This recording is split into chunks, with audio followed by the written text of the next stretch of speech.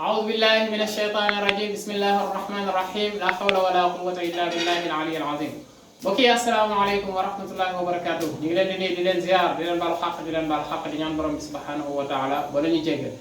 ñu ñëwaat ba léegi rek ci njuumte yi nga xam ne mooy xew ci julli naka lañ koy defaree. léeg-léeg ngay julli sa rakka bu njëkk nga dem bay toog rek fàttali ko jóg nga toog rek jóg ci lu gaaw mu mel ni may julli bi may julli ma def sama kàbbaru armal daal di def sama rukoo daal di siggi dem sama sujjóot bu njëkk ma sujjóot siggi toog daal di dem ci deuxième sujjóot bi ma siggi war a jóg taxaw daal di toog rek xam ne damaa war a jóg ba daal di jóg